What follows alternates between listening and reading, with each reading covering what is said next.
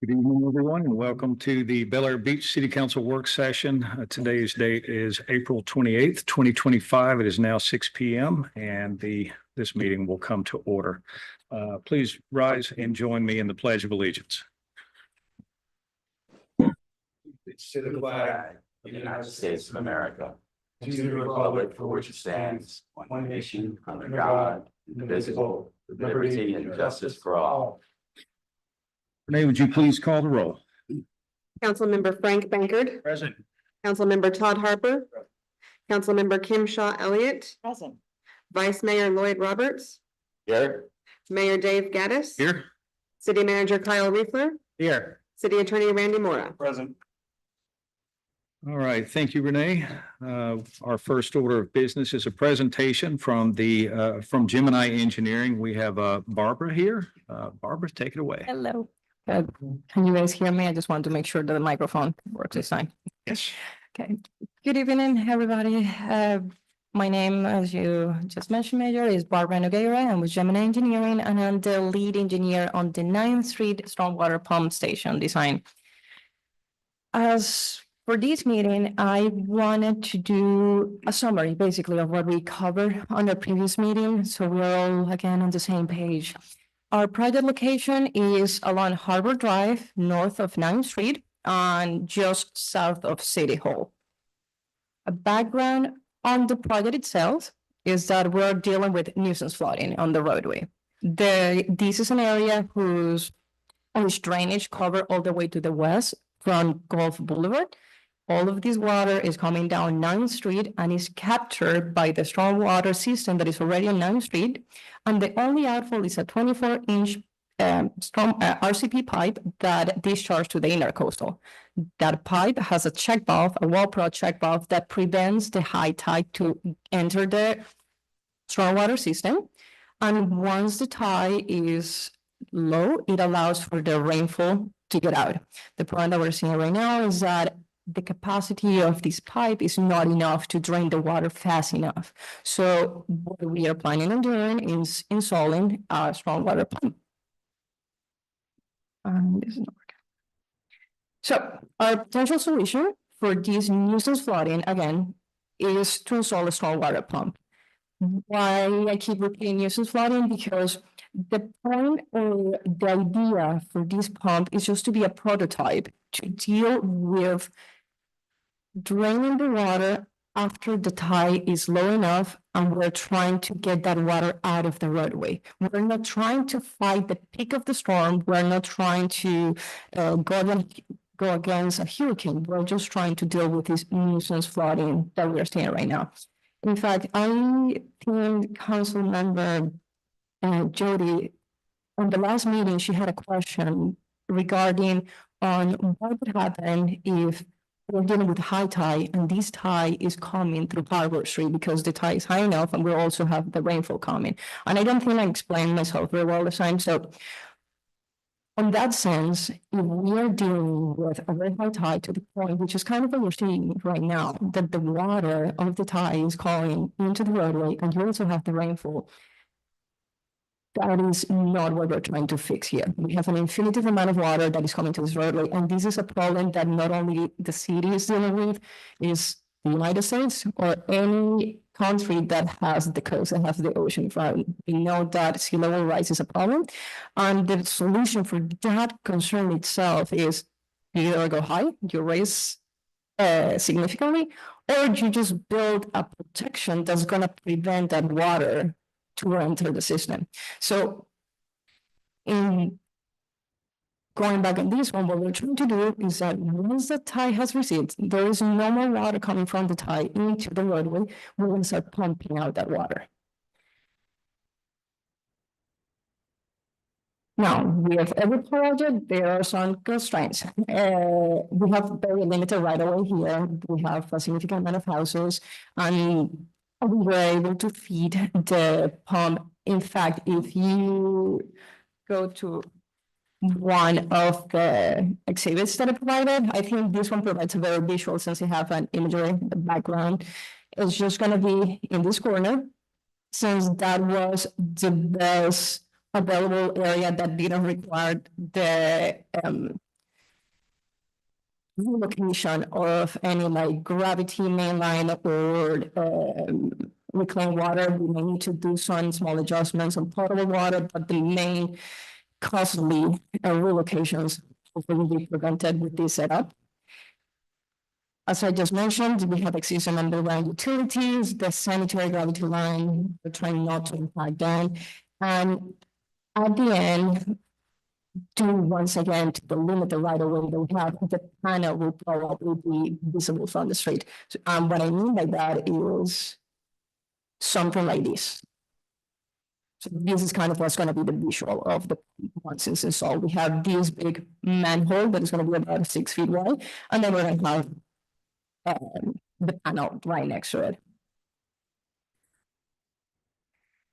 The first pump layout, you can see on the exhibit with the or on the plans that we provided, it's going to be a single pump configuration.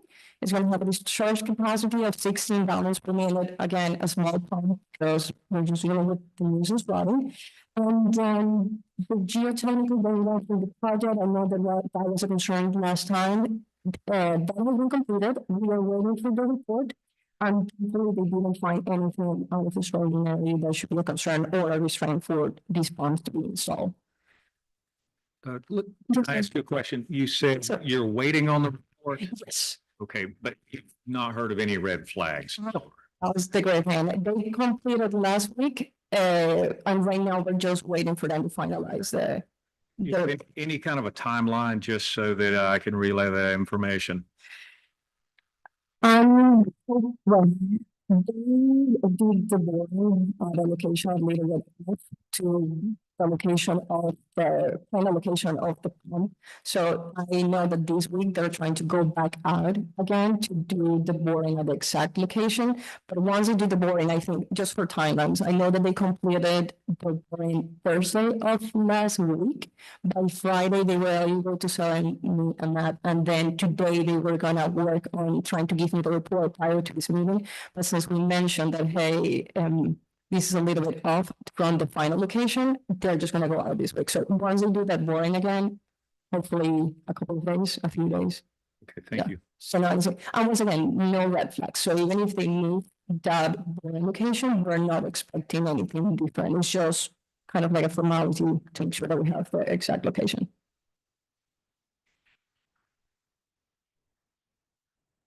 We went over on the last meeting. Again, we're expecting the run times for this pump to be on average 2 times per month. That's when we think that there's going to be a rainfall event that is going to be significant enough that requires the help from the pump to get this water out of the roadway.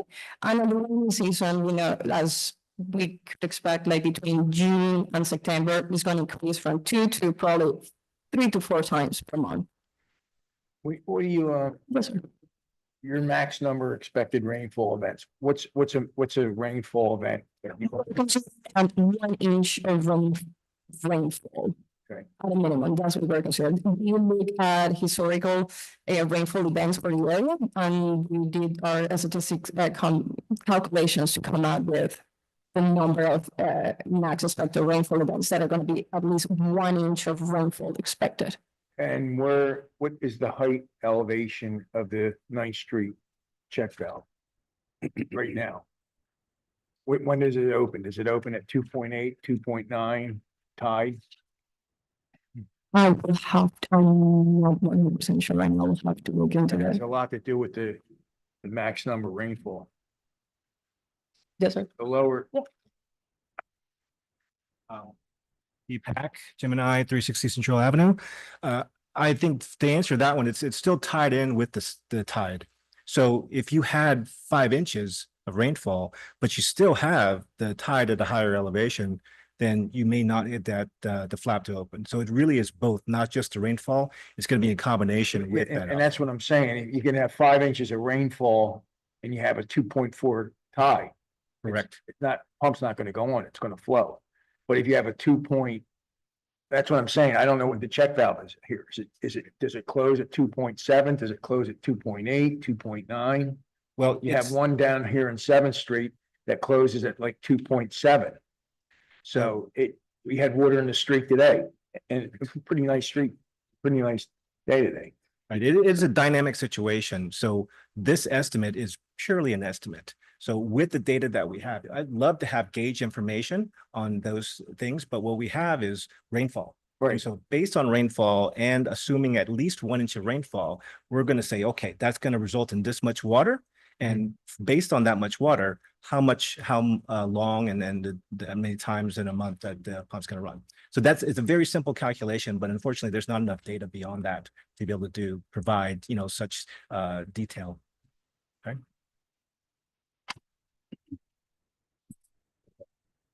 So did you say, so maybe a little bit unclear on what you're saying, but when it's raining, are you saying it has to run for 1.5 hours? Would it make sure that there's no water in the street at that point? So At the worst rainfall rate?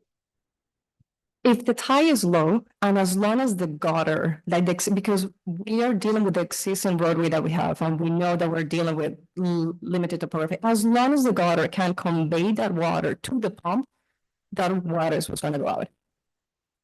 I'll always be able to keep up with much water that's taken in through the.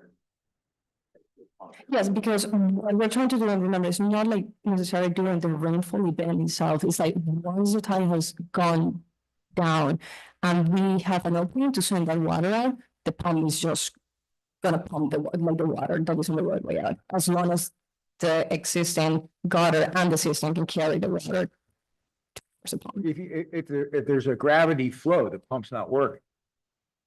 Right? If there's a gravity flow, the valve's open and gravity's pushing the water out, Mhm. then the pump's not working. Yeah. Yeah, okay. Yeah, yeah. Right, Yeah. that's what I'm saying. So, I think it's important that we find out how these check valves, what level they are. Because that's going to determine the usage of the pump. You're concerned that the check, just to make sure that I understand the question, you're concerned that the check valve is not in at a certain amount of, like there is a certain amount of water in the pipe? As you first explained, Mhm. when the check valve closes, the water can't leave. Correct. So that's why we're getting pumps. But the check valve is closed because the tide is high. That's what I'm saying. Exactly. Yeah, and that's what I'm asking you. What is the elevation of the check valve when it closes? At what tide? Okay, as you're saying. We will have to check on that, and yeah, we will have to check on that. But I guess we ultimately care about how long after the check valve closes. Can the pump remove all the water that's coming in? Like if the check valve's closed, water can't leave the street. If the water coming in at a rate faster than the pump will always be able to keep up with all the rainwater. I would not ever get behind that. I think that that's important to predict. If you I mean, I think you we have a should sort of- torrential downpour and the check valve is closed, it's very possible that you can outrun the pump. But what I can tell you is having a pump, it's going to drain much faster than not having a pump. I think the people in the area like are gonna see if they can't, like if they're having to drive their car through a big flood, they're gonna be like, that wasn't worth it. They're gonna say that wasn't worth it, you know? Well, we always get a 3-inch rainstorm Right. every year, maybe Right. twice or 3 times a year, just that one we had this past year was a 2-foot tide and it flooded the whole streets out and it just couldn't handle it because it just came in so hard. And that's why I'm saying is 9th Street valve opens at 3 feet Right. or does it open at 2, or does it close at 2.7 or does it close at 3 feet? That's a big difference because the tides, when you come into the summer, are gonna be relatively So anywhere that's just up gonna to be how 3. long the valve's gonna be closed. Yes, and they'll go up to 3.3 feet on a normal time. Tell you what, let's have these hypotheticals after this presentation and then we'll just Well, it's go not Q and A, hypothetical, okay? What it is. If the check valve is opened in the conditions of, just make sure, if the tide is low and the check valve is open and there is water going out. Right. No, like what is gonna happen is that the pump is gonna help go even faster because right now you have 2 openings. So the time that the water is gonna be on the roadway is gonna be less, definitely less than what we're seeing right now, because right now, right now you just have 1 outflow. By adding the second outflow, the check valve, yes, is gonna continue to drain by gravity, but then the pump is just gonna help aid that building of water. It's thinking that we don't need to design it for the 100% worst case storm. Yeah. But maybe you gotta pick a number, like, let's say I want to cover 80% of Yes. the storm conditions we deal with. So 20% of them, we won't get full coverage on. There will be water in the street during that, when, if, like you say, the rainstorm comes with the tide's high and the valve's shut, that's when the pump's working the hardest, right? Yes. When the tide, the Yeah. valve's shut, and there's tons of rain coming down. But again, if the valve is shut down, if there's no water coming out of the check valve, and we're trying to pump at another location, if the tide is also high on the end that we are pumping out, we're gonna have to wait for that tide to go down, so we're able to pump that water. Yeah. But If it ever exceeds the height of the seawall, Yeah. it's not, you can't pump it out. I'm not talking Yeah. about over the seawall, I get Yeah. that, that's like reaching Gulf Boulevard, whatever, Right. we're doing about that. But, go ahead, answer your question. Yeah, I think at the very beginning, you identified a couple of scenarios that this pump system was not designed for. Yep. One was, as an example, extreme, if we had a, 10-foot storm surge coming through, this is not going to address that. Right. I just want to clarify, I think you also said that if we have a high tide Mhm. and a large rain event, this also is not designed to address that. Well, if you have a high tide to the point that the water is coming on the street, we are dealing with an infinitive amount of water that is coming also from the ocean, so you have like this endless circle Right. of water, so there's nothing. Yeah, like, exactly. There is. Right. Exactly, but addressing council member question, for that, yes, there is no solution, that the pump is just simply gonna be shut down. If the tide is high on the point of the main outflow, I'm trying to see your point. Wall, but the check valves are shut. The pump is gonna be able to pump out the water as long as, because we're dealing with pressure at this time, like the gravity, the check valve can be shut down on the main outflow, the 24-inch. But if we have no water going over, Right. The seawall. The wall, so the only water that the pump's dealing with is what's coming from rainfall. Yes. it's gonna push it out because we're just doing pressure at this point. 80% of the rainfalls we deal with. There's no guarantee on that. No guarantee, but we got data. from the We have historical data, but we also had two named storms back to back. Has nothing to do with this situation, but we still got a lot of rain and there was nowhere for it to go. Right. And it was, record rainfall. What I'm going to ask again, I'd Yes, sir. like the council to allow Jim and I to continue, and then do Q and A at the end. All right, to make this meeting a little more efficient. No problem. This slide is just the same as the previous one, just like a graphical show of it. And I think this one is the most interesting of all. I know the biggest concern, or one of the biggest concerns, were maintenance, the cost for this maintenance, and what are the experience from other communities. And I'm happy to say that we have the experience of 3 communities, and they're all completely different. So the first city or the community that we contacted was the city of Panama City Beach. They have 2 pumps. They date back from the 70s, so they're very, very old pumps. And they're not the biggest fan of the pumps. Just because on the maintenance and keeping up with the pumps is kind of difficult for the purposes for which they're using them. The only times that they have had to do some major repair to these pumps thankfully, is one time that they have to relocate the electrical panel. I think that was one of like the big ticket items. And they have to replace their pumps on average every 5 years. That's kind of like the lifespan of the pumps that they're saying. When it comes to the costs for maintenance, unfortunately, we couldn't get that number because it's built into like their stormwater overall maintenance. But we were able to get the cost for their electrical usage, and it's about between $75 and $100 per month. That's the case that we have with the city of Panama City Beach. St. Johns County, completely different approach. This county does not own any pumps. They believe that, or they see the benefits of the pumps do not outweigh the maintenance costs and necessities from the county. However, the pumps are still allowed in private properties, and they are subject to the operation and maintenance set by the county's ordinances.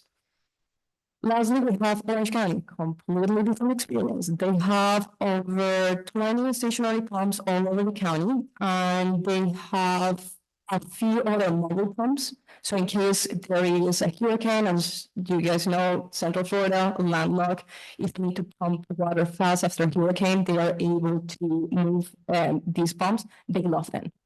They find them as the best solution for their the problems. Their nuisance flooding are the big flooding problems. They have at least 20, three of them date back from the 70s, and they are able to pump 20,000 gallons per minute. The pump that we're trying to install in Bella is only 1,600. So just to give you a proportion of the size of these pumps, the other ones are small, and their small ones are between 6,000 to 8,000 gallons per minute. So it's also a significant amount of water that they're able to pump. Something that they notice that is different with Orange County is that they have a designated crew. Like they have a specific staff that dedicates themselves to maintaining this pump. So they go through these pumps bi-weekly. And the reason why they go bi-weekly is because when they go out to the maintenance, they not only lift the pump to remove any floatables, which is the major concern for these pumps. Sometimes they have to pull a rug out of the system. They also do the landscaping, and they just go through the city doing all of this. So at least at a minimum bi-weekly, they go to do some maintenance. When it comes to electricity, during the summertime for their small pumps, the cost is about the same as PCV. It's about like $98. So you're assuming that for the pump size that we're trying to install here in Bella, it's probably gonna be maybe 50 per month or less, just because of the capacity of the pump that we're dealing with. Now, for the maintenance costs, thankfully, since they have this different department, they were able to give us like a cost breakdown. And on average per month, they go between $300 to $400. And this is, again, bi-weekly maintenance that we're doing that covers everything, like taking out the pump, moving any floatables that could be in there. If there is a fence associated with the pump, they do those repairs as well. And so they're very happy. They love their pumps. They actually provided the contact for their pump provider, which is the company's called IPS, because the city does the monthly, bi-weekly maintenance for the pumps. However, once a year, this company comes and does the maintenance for the pump and the panels because they provide. I've been working with this company right now to try to get a cost estimate because I think it will be great for the city to have this information on how much will it cost for them to provide the combination of the pump and the panel, but also how the maintenance costs will look like for the city if they are the ones providing the entire service.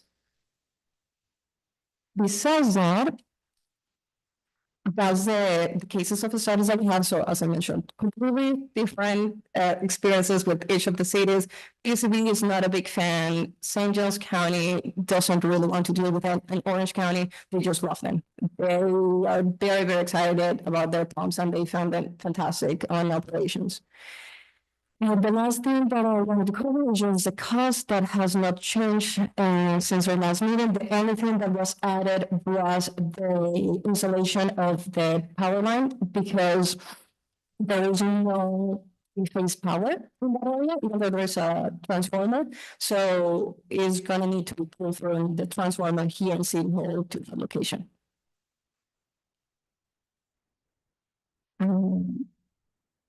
That is all the information that I have for you today. All right, thank you very much for that information. So what I'm going to do is I'm going to start with Mr. Harper, and we're just going to kind of go around and let everybody get their questions in. If somebody's question is answered, knock it off your list and let's see if we can get this done. No, I have no questions. I think the plan's solid. Okay, all right. Vice Mayor Roberts, No additional questions. right? Anders, I guess I'm still saying the rate is able to do 1,400 gallons per minute, right? Yeah, between, I was trying to target 1,600 gallons per minute. And what do you estimate that, forget what the rainfall rate is you're talking about, was it an average? And what would that average rainfall?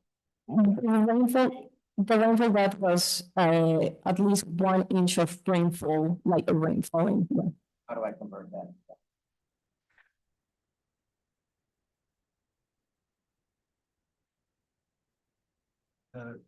The rainfall total is a volume, and then rate is gonna be based on time, so you don't. So what to convert to real time would be the intensity of rainfall, Okay. which is not what we did. Okay. Because it's gonna be, again, varies, because if you have you have the multiple variables where you have the tide, you have the rainfall intensity, and then you have the pump capacity. So there could be considerable situations where you have an intense storm, and under certain circumstances, the pipe and then the valve will work perfectly, and it won't stage high enough to trigger the float to turn on the pump. So, but there could be cases where the intensity of the rainfall exceeds what the outfall configuration that we currently have with the valve, and that's going to, you might still have discharge, but that stage in the system is going to raise enough to trigger the pump to turn on. And then you might have cases where the tide is high and will just close off. There's not enough rainfall, so it's going to build up, and then again the pump will turn on. So these situations may arise. I shut off all the check valves. Hmm? Relying solely on the pump to remove water from the street. Once the rainfall builds up behind the check valve and will stage up high enough to trigger, then yes, the only outfall is going to be through the pump, which will force the water out. Right. And now I'm asking, so is this pump big enough to remove that rain? Over time, What? over time. How much time would it take? Like, Can we go like that slide with the I mean, times and can you then give me an estimate, like, is it gonna be flooded in the street for an hour? Under the, I know you were, that's how it works, like, I think that's what we're looking on history. that's the Right. runtime up there. That's the runtime, Yes. Fourth column. right? And These are, of course, again, just estimates based on just simply rainfall and worst case where it's not discharging. that's assumption is no check valve totally shut off. Correct. And we're lying, this is purely. Just volume all- based. Pumps doing all the work. Right. So we said, okay, in these instances, historical rainfall, real rainfall, not theoretical. I mean, we can look at hypothetical rainfalls of what's the 1 year event, 5 year Something event. like, I don't want to like totally guess, Yes, so sir. we want to use historical data. Right, and I think that's done. I don't know where in the historical data you pick, but the average, the highest, what the high average, what did we pick? We picked the actual, if I may, actual rainfall events, not high, not low, but a period of several years that Bel Air has seen with actual rainfall. Yes, sir. Yes. And so these are very average. I wish we had, you know, more data to go by, Right. but we just don't. We can run plenty of hypothetical situations to know if there's very specific conditions.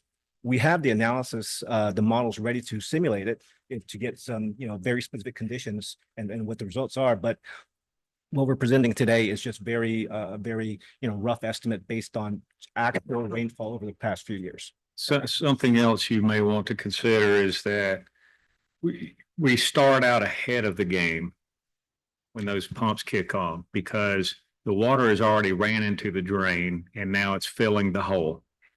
Right. And so the pump is going to detect water in that hole and it's going to turn on before any water's in the street.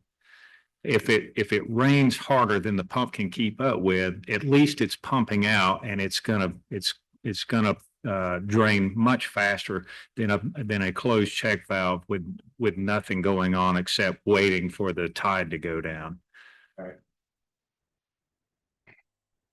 Okay, I mean, okay, I mean, you're saying it turns on at some amount of water in the There's a float flow. Yep. Like, here, underground. so it turns on immediately? After it reaches a certain level. It's Because- truly like a sub pump. There's a, yes, there's a. Okay, well, some pump did, but, you know, where you put on this, At the bottom. turn on very quickly. No, there is a certain amount of water that is always gonna be on the pump because we cannot just run dry. Like there's a certain level. Once that level is surpassed, like there is a higher amount than necessary for the pump to be in good conditions, that's when it's gonna kick in. So on the picture, where does it turn on? Where does it turn off? Low. I don't need to do this now, but Okay, very good. That's something that we're good at. I guess I'm facing the reality of like, you know, people are gonna see water in it. We just put this pump in and they're gonna be like, how long am I gonna stare at water? Is this really working? You know, and I guess maybe they're gonna stay in their garage for another hour, wait for it to go away. Which I guess if they waited 5 hours, it would have gone that way anyway. Because the tide would have fallen and it would have drained. But so we're basically saying, you know, while the tide is high, the check valve's shut and it's not overflowing the wall, there's water stuck in the street. And let's say that's 5 hours, But the water will be filling that well. but it'll fill up the well. And when the It's well, not gonna, there's not that much capacity at just the well to empty the street. It's I'm right. trying to follow where you're going with this, is that you're looking for a solution that's impossible. I could say impossible. Right, Because it's possible. Or you're looking for some validation of, okay, this is what you can expect. I would say that in a torrential downpour, you're still going to have water in the street. And I can assure you, no one's ever going to be 100% happy. But All right. it's better than, And do you know how good we are getting? I mean, I would like to understand, like, are we getting 80% of it coverage or 20%? we're getting what the engineers recommended. That shouldn't be a secret. I don't, I mean, what do you, I mean, It's gonna depend on the event that you guys get, as the major mentioned, if the valve is checked, if the valve is checked out, like it's not working, and the water is not high enough for the water from the intercoastal to reach the street, you are working ahead. So the people should be able to see a tangible difference on the time, because before they needed to wait for that tide to go completely down for the water to start to come out. At this point, we're working already ahead of that and we're getting some water out. So there should be a significant reduction of, depending on the event that we see, to get that water out of the street. summarize this in my head. Without this pump system, the water industry usually gone in 5 hours. With the pump system, the water is gone in an hour. Or depending on. which- or possibly it never rises because it's not raining hard enough. Right. That's the question. Is it going to be in a situation where it's going to prevent the water coming up into people's homes? That's the, and as well as making it impassable street. Right. Emergencies. That depends on the tide and the check valves. Right, I'm assuming that, I don't see that happening a ton of times, that it's just when there is a big rainfall and the tide's high, that's when you deal with the 5 hours of it, and we're gonna cut it down to 2 hours. Yeah, there should be a significant reduction, so it should help prevent the water to reach to a level that is gonna get to people's house, because we are already working ahead. Like if the water is getting to the walls of the pump, we're pumping that water out. We're not just waiting for it to continue to stage up, because on the, That's, Mr. Roberts, hold on. Everybody else hasn't had a chance yet. Okay. Yeah. that's key information. Okay. So I have some observations and some questions, if I may. okay, One is, this is the best presentation we've heard, so I thank you for that. yeah, there you go. With that, I think we keep struggling over the same questions over and over again. And part of it, because you're looking for data, you're looking for what is this actually going to do and under what conditions? And to me, I've had some disappointment, which may not be your personal responsibility at all, but from the firm, that I haven't seen a cogent, put together report that says, here's the problem, here's what we're trying to solve. Here's my recommendation on how it will solve it. And then going into the technical analysis of how this solution will do that. And I haven't seen that. A technical memorandum was provided for that at the beginning of the project, as well as there was a second memorandum for the times run and how this analysis was done. So if that has not been forwarded to you, I'd be happy to send it your way. Okay, When we first heard this from Mr. Flutie, I made the same comment, and we Got did it. get kind of an outline of one, but not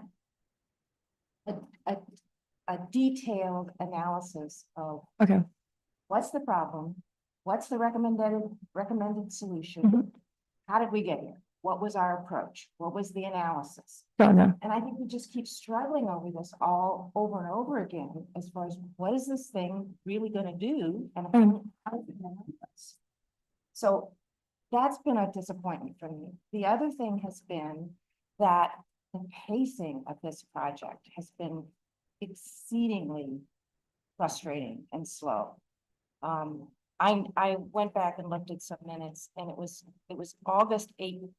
April 18 of last year, where we had an alternative set of options presented, and we selected option 1. And here we are, literally more than a year later. Now, what this means for the citizens of Bel-Air Beach is that we've been without a solution for years.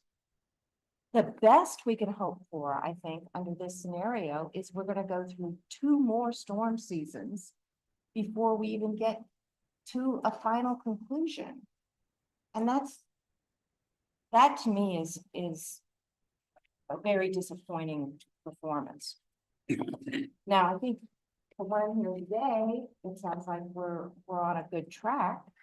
So I want to know, going forward, what's the plan? What's the timeline? How do you anticipate this rolling out?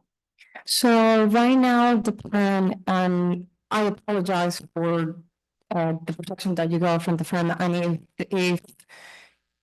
if it was, so you said, sorry, that I know that was not your question, but you said that you received a memo with the outlines of the different options that were discussed originally, but you want more detail on that?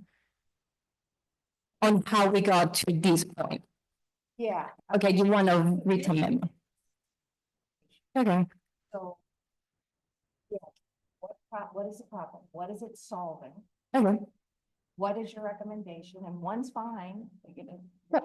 and then how'd you get there? What was the analysis? How did you Okay. go through that? I understand, And yeah. then- And then we need pricing and implementation. Okay, and we have all of that information. We can just put together and send it your way to make sure that you're comfortable with the study that we have done, because we have done the analysis and we have been putting time and effort with getting the cost. Hear that, Okay. Hear that now. Kim, one second. Mr. Reefler, don't you have all this information already?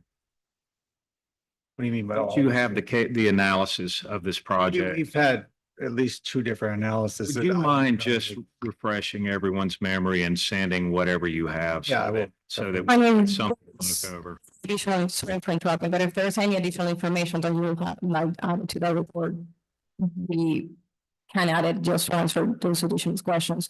And on the causes, well, right now, since the geotechnical report has been completed, we just need to finalize, the plans are finalized, we just need to go the bidding process. And we just need to contact the pump provider because it takes between 32 to 36 weeks for them to put the pump together. So once we get the okay, that's how long it's gonna take for us to get the actual pump to be shipped for us so we can start construction. Construction takes how long? That I'm not 100%, 6 months. Yeah, I think like 6 months should be the ideal time for everything as well. I will also, I know that we already have this one provided, but if council is okay with it, I will also like to see what options IPS can provide for the city, just to see what alternatives are out there, because I think that potentially the idea of then also looking into the maintenance, just so you guys can have another with another option, that we already have a cost estimate from another company, which we think is great, but I just based on the experience from Orange County and how it has worked for them through the years and how happy they are, I just would like to provide also an additional option for you, for your review. That's a nice, yeah, If that's okay. Okay. If I may add, and I understand, I guess the search for solutions is critical for a coastal community. But that's where the challenge is, where for any coastal community, there's going to be a limited number of solutions that you really have. I think Barbara had mentioned with sea level rise and across the globe, there's only certain things that you can do. So when you look at alternatives, we've already looked at all of the alternatives in terms of how to push that water out. And we're at the mercy of the tide. We're at the mercy of the Gulf. And so that's where pumping came in. And I think, sir, I think we need to be very clear, and in that message to the public is something that we're very aware of. And we understand that, what is this going to solve? This is not going to solve every single event. This is not going to solve certain heavy events that's not close to 100 year. We understand where this solution is going to be. That's why this is a pilot study, is to see, is it scalable? That can we apply it somewhere else? Is it valid for the city to apply it somewhere else? Or is this just not worth it? We don't know in actual practice. We have all the theoretical. If you want scenarios of if this happens and this happens, what would happen? What would the result be? We can run that. There's an infinite number of simulations we can make in terms of combinations of situations. But we're trying to, at this point, provide as much general information as we can to allow you to make your decisions. But that's our job, is to provide you what those specific answers are. We can only provide some key general facts, but if there's a list of very specific scenarios of if this happens and we don't have this occurring at the same time, we can let you know how long it's going to run, how many times, versus you can run statistics. This is what you're seeing today. Well, I think at least I personally rely on your professional opinion for that and how you get there. As a council member and looking at my fiduciary duties here, when we do an expenditure for this city, I want to be able to say, yes, here is our analysis. Yes, ma'am. This is what we've looked at. We know we need to do something. We don't want to sit here and do nothing. Yes, ma'am. But we're putting people at risk. We're putting safety at risk. We're putting the enjoyment of our park at risk. So we want to do that. But how did we get there? And that I want to have some sort of formalization and a record of our decision-making process, the recommendations of our chosen experts. And how did we get there? We've had a lot of discussion and a lot of going around and about, but the analysis needs to be reduced to writing, I believe. Well, if the prior memorandums are insufficient to cover, what the, questions are, then we're more than happy to put together something more composite, more of a complete assessment and put it in writing, but it's going to be, the problem is not 100-year flooding, it's nuisance flooding. What can you do? You have very limited options in terms of how to discharge it. And so pumping, that's why it's so popular among coastal communities. Pumping is really your only option. The only question is, how big of a pump? That's really the question. Yeah, and so the bigger the pump, and I can tell you certain areas in Florida, the pumps are tremendous, tens of millions of dollars, $20 million up in Jacksonville, another 40 million, I believe, in Miami. So these are tremendous, huge pumps, and they come with backup generators. There's a lot of maintenance, and so that scale goes so much higher. In our case, this pilot study is to see for Bel Air Beach specifically. We have an area where there is nuisance flooding. And it's going to cause some distress to the homeowners there. Can we improve it? By how much? We have statistics on how much, but actual implementation, actual practice, we don't know. I can throw out, and Barbara and I can look at all these different scenarios, but when is that scenario going to happen? So I can't say it's going to happen once a month. Right. Right. So this pilot is really here for the purpose of answering a lot of these questions. Right. Well, and to answer your question, in that I don't think what we received to date is enough, because we just keep struggling with this. So, but I'm not the expert, so I don't want to look at it and say, change this, and, but if you could please look at it and see how you can enhance it, and it's the product that you want to deliver. All right, Mr. Bankard. Well, first of all, I advise all of council to go back to December 2023 work session when MWI pump came in. Nothing, no disrespect here, but they're a lot more proficient in how much water can be moved. Okay.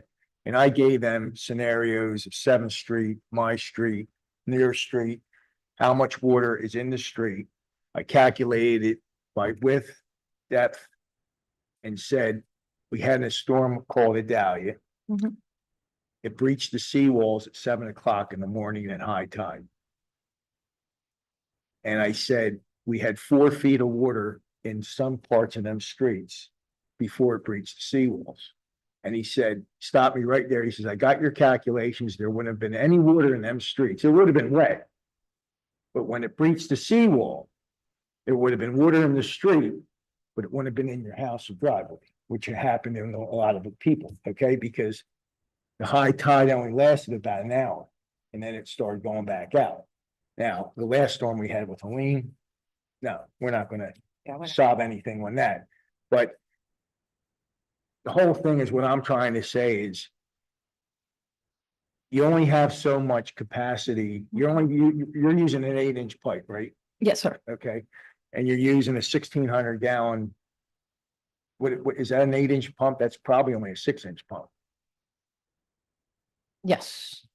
Okay, so I don't know how much more it would be to have a 10-inch pump, which would probably solve your questions. Okay, because you would probably be pumping out just those 2 extra inches, putting a 10-inch pipe in instead of an 8-inch pipe. You're now the CFMs in that. Okay, you're probably talking at least 2,400 gallons a minute. All right, and I also sent you guys, which I believe we should do. We're spending this kind of money. We should do a slip pipe connected from 6th Street all the way down to 9th Street, which would spill over on those other streets into that slip pipe, and it would all pump out, and you would have 3 street, or you'd have 4 streets clean instead of just this one. There, as Key also mentioned, there are infinitive solutions that could be applied, and at the same time, we're also limited with it, right? Because we could try connecting several streets, but then the cost of the project, the available right of way, also all the utilities that are in the area, it will change the it changed significantly cost and the plan for the project. And as he mentioned, this is the first time that this type of solution has been applied on at Delaware Beach. So hopefully this pilot, it works. Like hopefully it works in the sense that the community feels that there is a relief, that their needs and their questions and their concerns were addressed. And hopefully this is something that is just a starter or something that can be bigger. Maybe in the next project, if this one goes as we're planning, that the residents are gonna see a change, maybe the next one is a larger scale that could be implement like different streets all at once, and maybe that will be the solution. Yeah, well, I come Yeah. from a trade where I worked in a lot of cities which had very, very minimal drainage. So they had extreme stormwater problems with 1 inch of rain. Okay. And they used to charge these businesses the exorbitant amount of money for Mhm. stormwater usage. And then they came up with these pump systems to pump it out Yeah. and reservoirs underneath the parking lots and everything like that. But that was private business. And if you get into the public. Yeah. It's let's do something that we don't know what we're doing and oh shit, it didn't work, you know, so. I'm thinking if we should do this right rather than do it wrong, but just one opinion. That's all I got. City Manager Reefler. You have any comments or questions? I'm just trying to understand where we're at right now. So from what I'm hearing is we would like another report done that kind of summarizes everything with some scenarios. I mean, I guess a specific scenario of a 2 inch rainfall within. Not Our- everything, what our experts think are important. You know, they've conducted an analysis, they've gone through some scenarios which are important to tell us about. How do they relate to the recommendation that they're making? Okay. So do we want to run some kind of specific scenarios? Have we an understanding of timing or how that might play out? Because it sounds like you want to have a good feeling or at least some kind For of me, expectation of. for me, those, like years worth of historical events with that.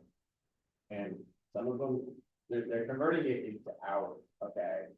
That means hours, that's how much the stream is Pump run time. totally flooded. Pump run time. No, I understand that pump run time, but what does that mean for watering the street?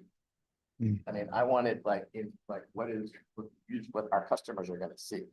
What does it mean? Is it like, you know, when the tide's high and the rain's there and this pump doesn't exist? They know that they see 2 feet of water and that they have to drive through. 2 hours, right? What will this turn that into? What is the real customer change that they're gonna see? Well, we had feedback and negative feedback when they put the check valves, because we had, Like, those check valves didn't work. they said, you know, we spent all this money and my street, Oh, well, before they had the sod in, it all floated down the street before Easter, okay, because we had a heavy storm, the valve closed.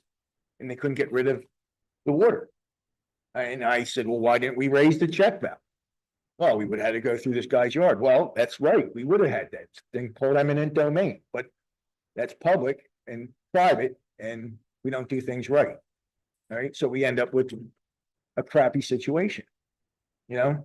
I guess I'm thinking, Kyle, maybe you have the information I'm looking for. So I'll spend some time with you. I was thinking maybe we could calculate the volume of the whole system. And then, you know, when you got about a foot of water in the street, you can get the volume on that. You can figure out how fast the rate at which the pump can evacuate all that water. Through an 8 inch. I mean, there's got to be some timing scenarios you can Have have. all that, it's just Yep. a way that I would like to, I can make it later for. Totally understand. Yeah. We've seen some good slides. That's a good slide. But it's not, Like summarize in a dense way. Yeah. Yeah, I understand. But yeah, that's, Relatable to what the action. I understand. And that's something that we can provide. And I do appreciate everyone wanting to analyze this and make sure we're doing the right thing, but also whenever your constituents contact you and say, what's the slowdown? You have to say, I'm part of it. Oh, yeah. Okay, you have to admit to them that it's not Gemini that's slowing us down. It's that we are analyzing this thing over and over and over. It's my memory if I recall this correctly, this was a trial on Ninth Street. And if it worked out well, we were going to move over to where Mr. Bankert lives and attack that one next. Well, you go with the First Street, which is worse, you know, that's. Well, wherever. Yeah, whatever, yeah. It was, I don't think we were gonna stop at one Yeah, pump. yeah. I think it was to proof of Sure. concept and start with Ninth, which is the Right. one that we thought was in the most need. But And- I'm with Kim here, like, excuse my French, either crap or get No. off the pot, Yeah, okay? And we need to move this forward. Yeah, but regarding Yeah. that delay, let's just ask, how much time do you think you need to prepare a report that addresses what we just discussed? Probably a weeks, like 2 weeks, a couple of weeks. That's what I'm thinking. I think Yeah. that's reasonable. What So is, that's what the- is this report gonna give you? Because, because the only report that is gonna be valid is the report from God. Okay, and God's not gonna tell us how much rain he's gonna dump on us. And like, I agree with you, Mayor. You know, it's not gonna work on every situation. You get a 1-inch rainstorm, you're not gonna see any water in that street, with a pump, all right? You get a 3-inch rainstorm, you get that rainstorm we had with that low tide. My God, how many streets got flooded out? I mean, just nothing's gonna work. So what's your definition of the streets were flooded out?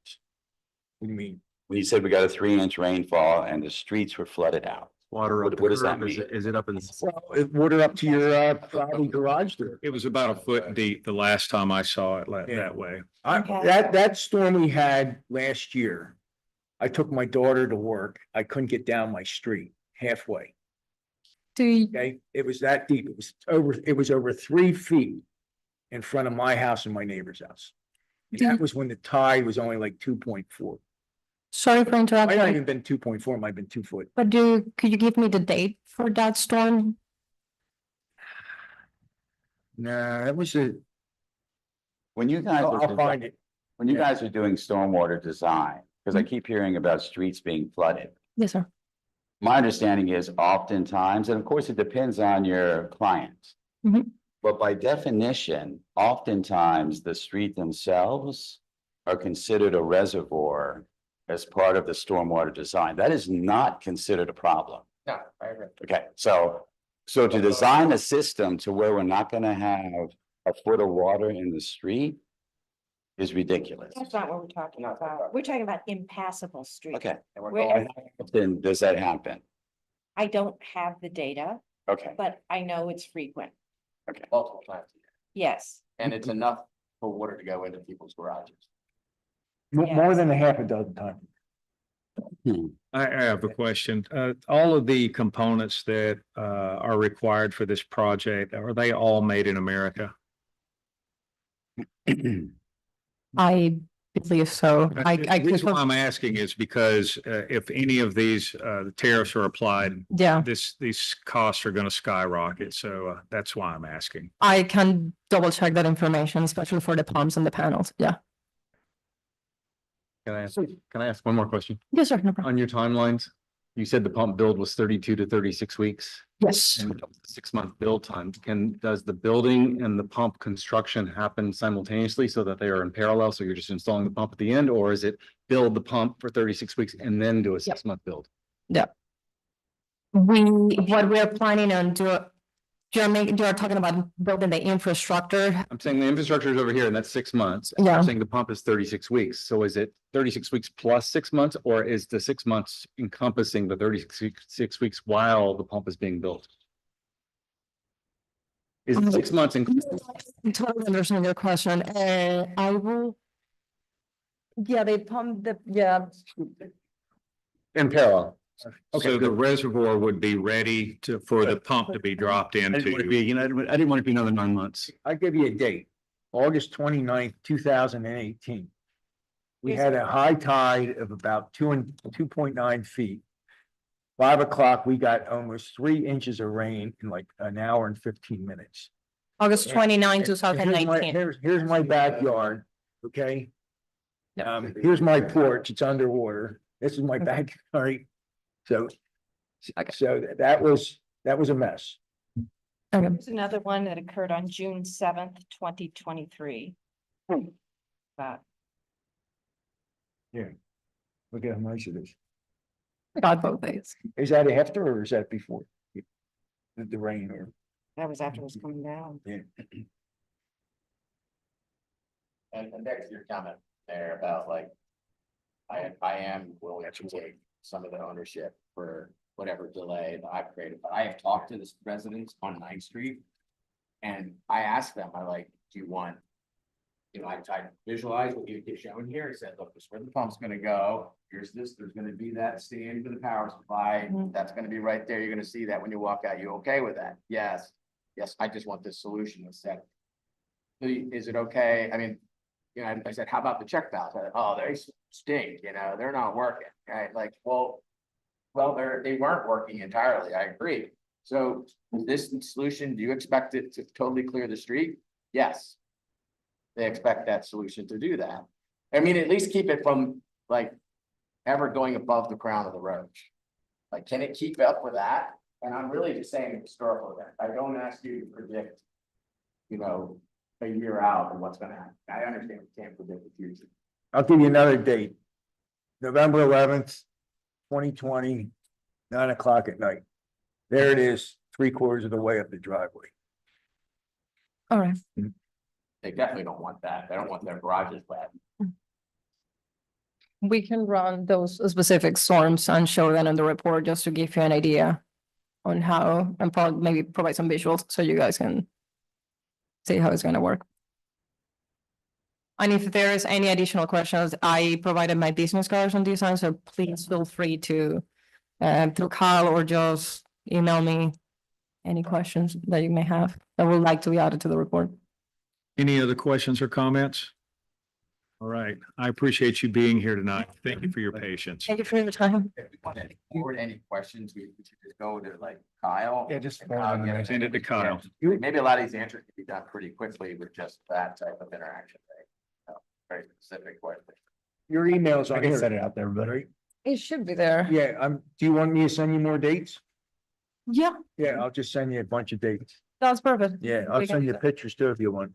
That is, yeah, Yeah. if we have a specific data, that's always great that we can confirm.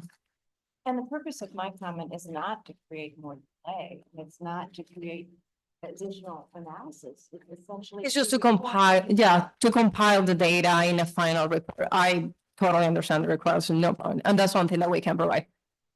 So in a couple of weeks, you'll get that sent your way. No problem. All right. Again, thank you so much. No problem. And do have a nice evening, okay? Thank you.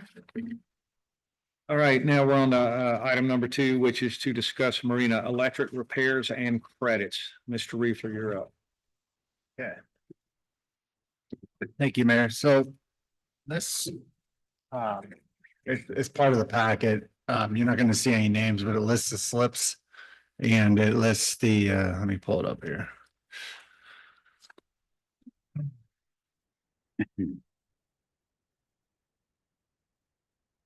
Okay, there's. Okay, so we had 1, 2, 3, 4. So we had 6 slips. This is just those slipper renters who actually requested some sort of refund for the power outage that we had at the marina. What I did is for each slip in the red, you're going to see the days of the power issues that occurred. For most slips, it was about 2 months, a little less. And the other exceptions are slip 15 and 17. Those boats actually came off of their lifts and then they were not able to get them back on the lifts for a period of time. So that's why that is a longer time. It was when the storm hit. It's a tricky situation. You had 6 out of 18 slip renters that actually reached out to ask about some kind of credit.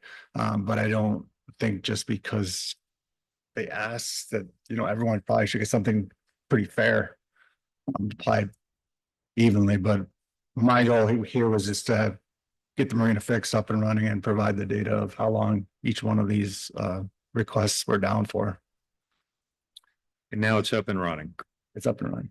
right? And all slips are usable again and we're all good. Yes. Why is the amount requested different than the calculated rate? What is the distinction? Okay, so the amount requested, just kind of either if the email that I mentioned something to Aaron, at the time. We put that in and then the calculated, let me get back. Calculated amount is the actual days down and at the rate that they pay per day. What they were asking for, like. That's just a comparison. So Kyle, were you saying that there were other people that did not contact you to ask for? Anybody you do not see on this list did not mention anything during that time. Right, right.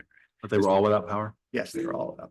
So I did notice that there was only, not that it's a big deal, but the second one was the only one that actually requested more time to be paid than the amount of time that they were without power.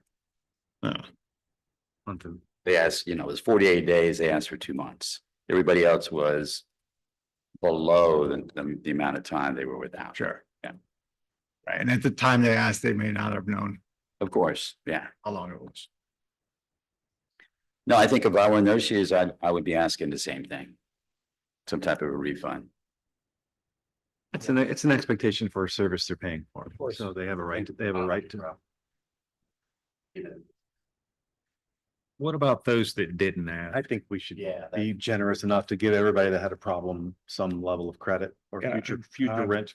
Have a credit or- serious problem treating people different that are our customers. Don't we just give everybody a month, one free month?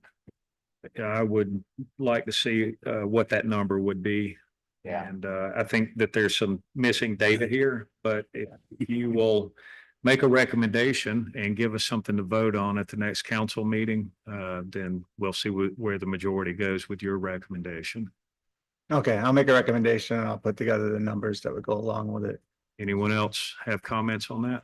Agree? I'm just curious why, so some people were without power longer than others. Well, the reason that the two slips have the longer duration is because their boats actually came off the slips.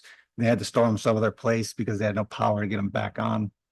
So they were stranded for a while. That was a separate email with an explanation. They of pay what double. happened. They pay for a new place to store their boat, plus Yeah. the rent, plus the slip they already had. Right, so do you do that, any of these other ones that we would open up to make it broadly would be in that similar case? Or are they mostly gonna be in the top 4 case? But you can just go do the homework and let us know. Yeah, that was the only difference. Then the rest of the slip owners just had their boats at their slip, didn't have power to use it.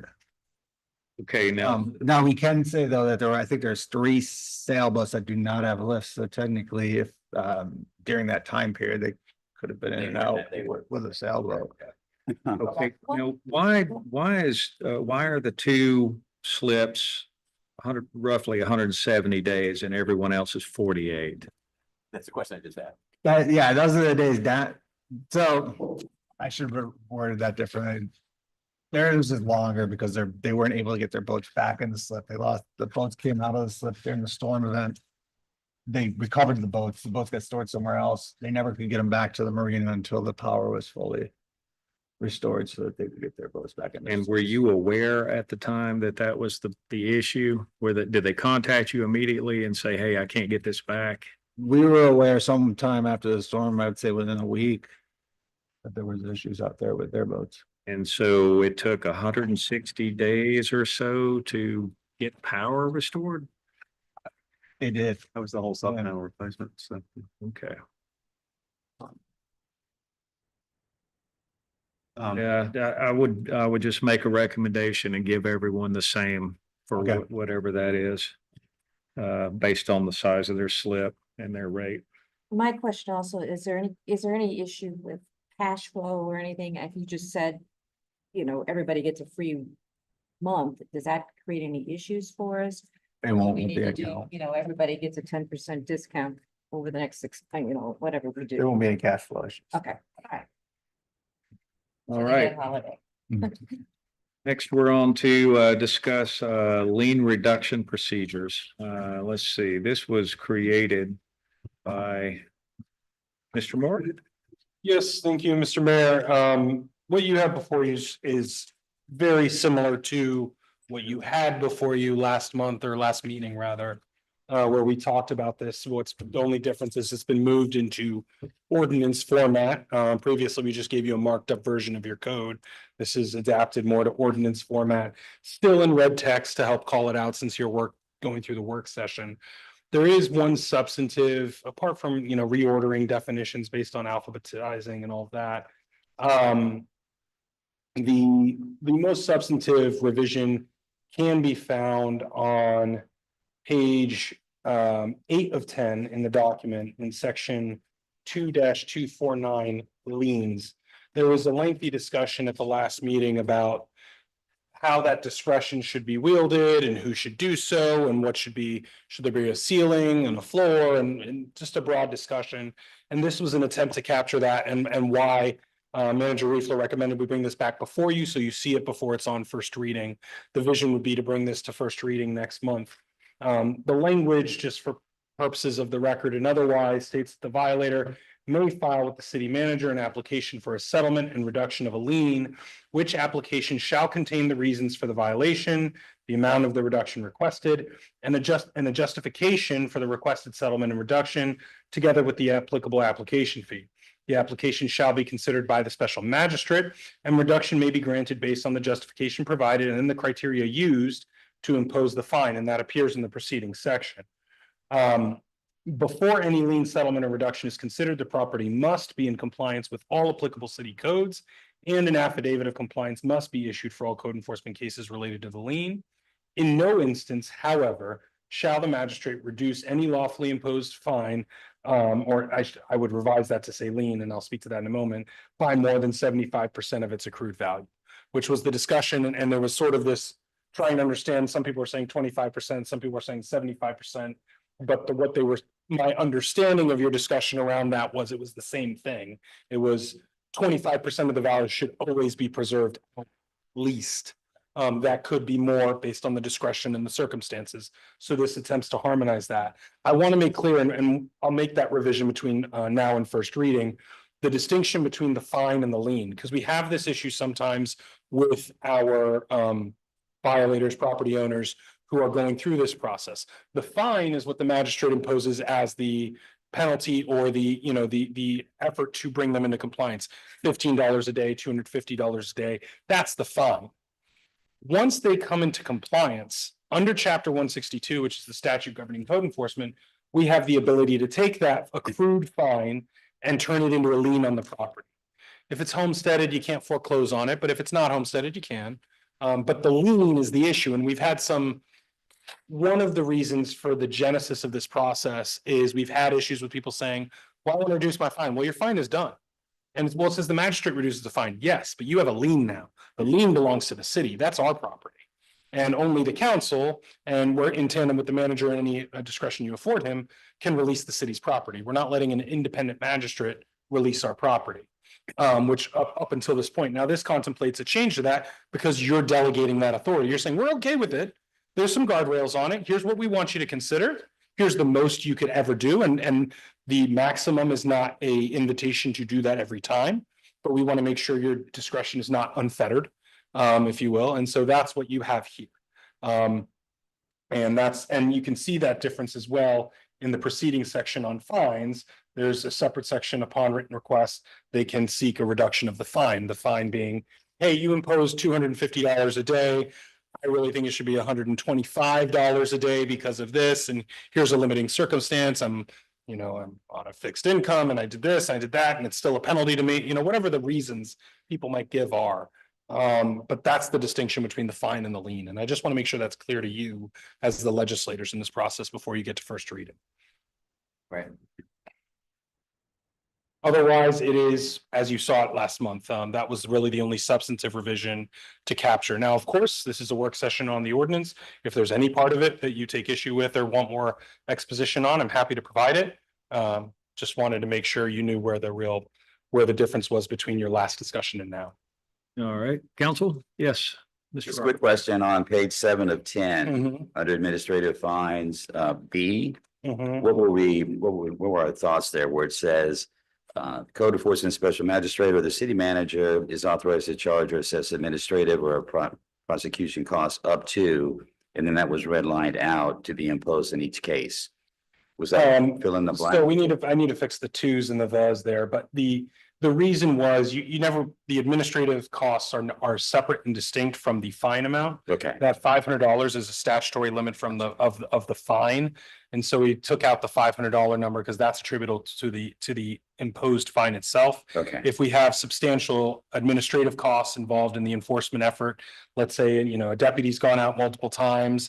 We've had to go through extensive 3 and 4 hearings and a lot of effort to try to gain compliance. okay. You want to capture that. So if you again- wanted to say their prosecution cost to be imposed in each case. Right, All that would be read. Right, and that makes sure that your magistrate clearly has the authority. There have been the challenges, or I guess the benefit of how our firm approaches these things is some of us serve as magistrates, some of us have litigated these issues. And so when you see how it all goes pear-shaped, you start to try and anticipate those. So there have been instances where people have challenged the imposition of administrative costs because that's not in the statute. Okay, fine, it's in our ordinance. There's been situations, I worked on a case in the city of Holmes Beach that took 11 years to resolve. And substantial, a series of court cases on top of the code enforcement hearings. We want to be able to say like, oh, we're capturing this and this is, part of that. And so, and if they seek some reduction, we want to make sure that there's, if that ends up being $600,000, well, 25% of that's a big number, but it's again, representative of the costs incurred and the city's, base effort in that. Okay. Other questions or comment? Yes, Mr. Reefler. Is there any consideration of like a timetable? So if the magistrate decides I'm gonna reduce it by 50%, can we have that they pay it within a prompt period of time or else it goes right back up? I would advise against that. We've had similar inquiries. It's very difficult to work that as the like, well, if you pay today out the door, then it's cheaper. And I'm not clear that authority necessarily exists that way. From a statutory basis, to keep it clean, you have a clear process here that contemplates that, and either they're imposing the fine or they're not. And not like, it's $125 a day, but it's $75 if you pay within 5 days. It just that creates sort of a question on, well, then is this whole thing arbitrary? Right.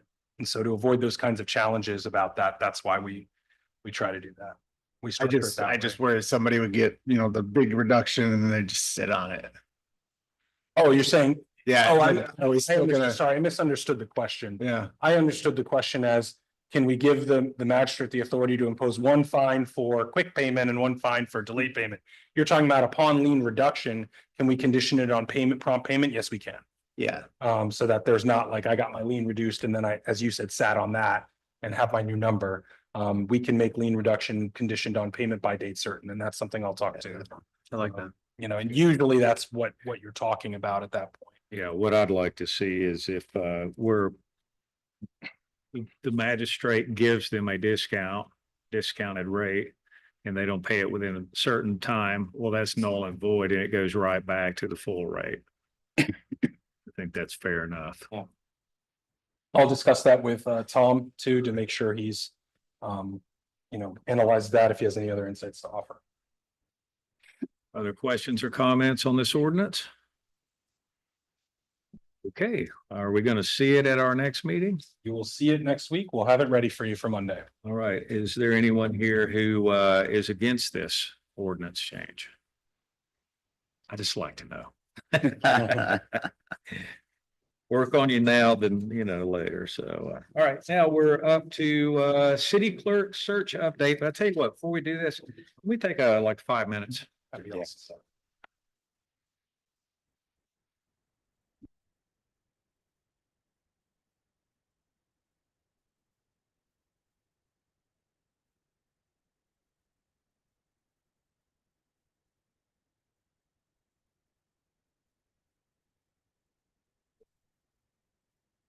That's pretty great. You might have declared one. That was a quick movement. When was the new guy gonna first come? He was gonna. Monday. Monday. So we did that. No,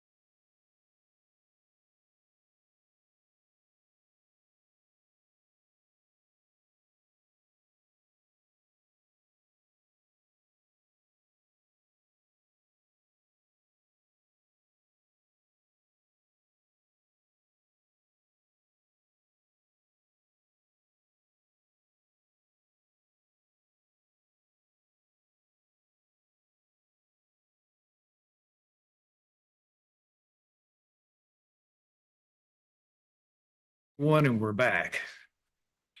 So we were back to the city clerk search update. Mr. Reefler. Whenever you get back. He took his own break.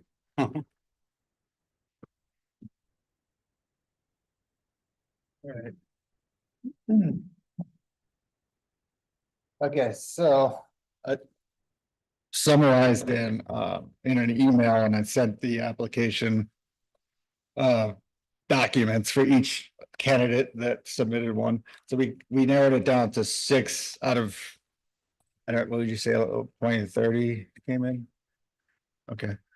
So these are our most qualified on paper applicants. And we set up Zoom interviews except for Kathy, who was internal. We just did hers in person. The rest were all Zoom interviews. The most qualified is the one we did today. That was Tish Sims on the bottom. She actually has she's been a clerk for almost 10 years, 2 different locations. She's got a CMC, so they're her certified municipal clerk and her master's municipal clerk. So that's by far the most experience in being a city clerk. Some of the others have government experience. They have some background in finance and HR, but not exact clerk experience. And then another factor is the location of where they currently are. Just running down, Ms. Barnes was in Georgia. I believe she tells 4 weeks, give or take, was a rough up to relocate. About 4 weeks. David Young, he's up in Tallahassee. He was a little bit shorter timetable, but he thought at least 2 to 3 weeks. John Getta, he said he was local. He's working in the court system right now. So I think he is in this area to start. Kathy's internal. Rita is in Tallahassee, but she says she could locate in 2 weeks flat with enough time to give her current employer. Who is that? That is Rita. Okay. She was pretty gung ho to relocate. Where is she now? She's in Tallahassee As well. or Gainesville, sorry. Okay. And then Tish, who interviewed today, she's in Kansas, right? That's so she came from the exact area that or up in that area that Renee is linked up with her, so she saw the job ad. Do you know this person? I did not know her personally. Okay. We had corresponded in the past when I was in Kansas about some ordinance issues. Is she a Facebook friend? No. Okay, just checking. They, is when you say issue relocation needed, that means we need to pay for their relocation? Or? Not discussed, just the time. It's time they need to do the relocation. Okay. For the record, what salary did we tell these people? What was the final? We posted a range of 77,000 to 81,000. I'm sorry, what was the range? 77,000 to 81,000. Narrow range. And they all were good with that? At this time, yes, but I don't know what they may try to negotiate at a later date. Was that a range for a starting salary or was that Yes. the full salary range? That's the starting salary, could be anywhere within that range. Local government, we don't have like the GS system, so it's ultimately your discretion. Mr. Reefler, I'd like to hear your recommendation of the ones that your top 3. My top 3. I was thinking at least 4. Okay. But I would recommend Tish, Rita, Kathy, and David. In that order? Oh, no, anywhere. I'll do it in order. Now I just put scribbled that out. Top to bottom. We need an order. I mean, I thought you're, first of Yeah, all, I wrote them down. Okay. Are we talking just on credentials or? I'm just talking, I mean, you interviewed these I mean, people. you've so interviewed them. I'd like to know what it was like. And then I'm going to go to Renee and then we'll ask questions, but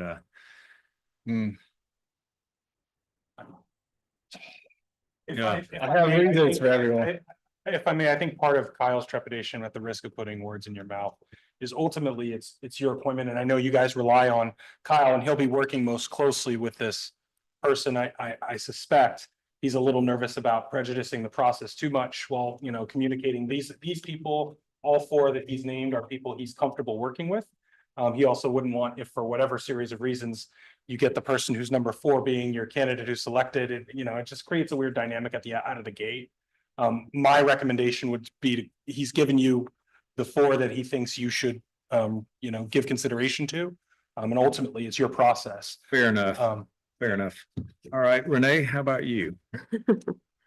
I think they are all strong candidates. My only concern with maybe with Tish is her length of ability to get down here in a timely manner. She has property that she needs to sell off and that could take time. We don't know how much. I see. Okay. And the others, you were happy with all? What do we have? 7 on here? No, 6. All 6 you were okay with? I agree with Kyle's summation of the top 4 candidates. Okay, all right. Okay, let's just go around the room with questions and comments. And let's see what we've got. Let's start with Kim. The obvious question for me for Angela is that she has a JD, so why would she be interested in this position? You've practiced law, right? Surprise your name here. I'll go bake cookies tomorrow. Can I address that, Kyle? Yeah, sure. She did say that she fully intended to get her JD without the intention of practicing. She did not want to. She was just fascinated by the law. Good answer. Are we eliminating real quickly the other 3 or 2? I think what we're probably trying to do is come up with the top 4 that we would like to interview. I kind of liked your top 3 initial. The top 3? Yeah. Did you see my top 3? No, your concept. You Oh. first asked for. Oh, yeah. I got you. All right, Mr. Bankard? Kathy, does she help you now? She does not at the moment. Okay. She has a strong desire. I think she really is interested in the position, and I think she would be interested in furthering her education. Do you think she can handle the job? Do you think she could handle the job? I do. How about, does she work with you on this on? Yeah, she does a lot of extra. Cause I always like to see promotion within. Yeah, I'm that way also. I'm a little leery of the basically lack of experience. I'm worried that if we went that route, that possibly our legal expenses could go up for a while. And also not knowing everything about that type of position. And not having the experience, we could be kind of vulnerable if things aren't done right. Records aren't kept properly, sunshine laws not followed for whatever reason, and public records aren't addressed appropriately. I understand that she's been helpful with the public record request, which is good. I wonder how she would be with dictation, transcribing and converting our, minutes I've never seen anyone as fast at generating minutes as you have. I mean, A lot of practice. you have been spot on, especially with some of our more challenging meetings. You've done a great job.